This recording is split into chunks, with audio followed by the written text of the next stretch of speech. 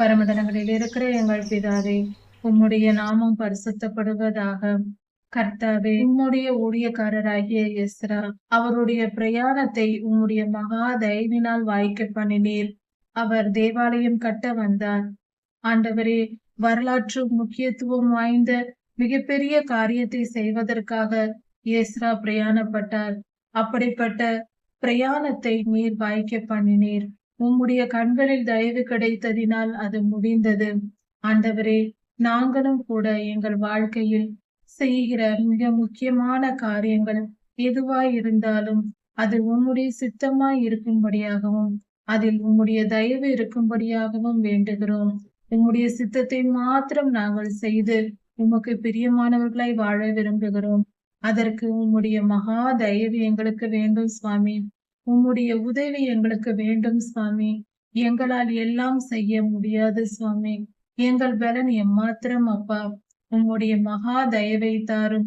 ஊழிய காரியங்களிலும் சுவாமி, ஆத்துமாக்களை ஆதாயப்படுத்தும் பணிகளிலும் ஆண்டவரே, உமக்காக ஊழியம் செய்யும் போதும் உம்முடைய பரிசுத்த வழிகளில் நடக்கவும் எங்கள் வாழ்க்கையின் பாதையில் பரிசுத்தமாய் வாழவும் நாங்கள் நினைக்கும் பொழுது எங்களுக்கு மிகுந்த சோதனைகளும் போராட்டங்களும் பாடுகளும் வருகிறது சுவாமி. உம்முடைய மகா தயவு உம்முடைய கண்களில் எங்களுக்கு கிடைக்கும் பொழுது, உம்முடைய உதவி, பரலோக உதவி எங்களுக்கு கிடைக்கும் பொழுது நாங்கள் அதையெல்லாம் தாண்டி வெற்றி பெற்று பரிசுத்தமாய் வாழ முடிகிறது அப்பா.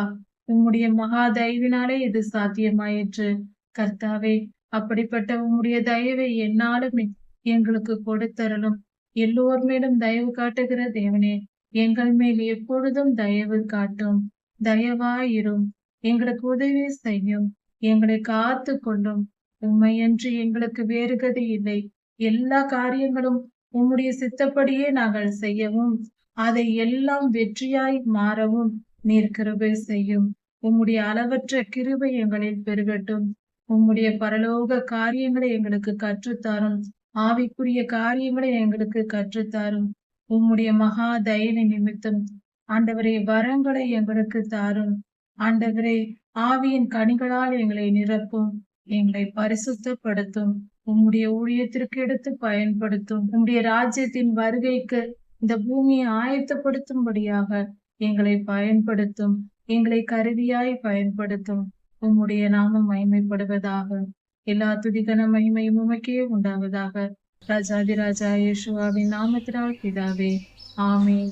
மாரநாதா.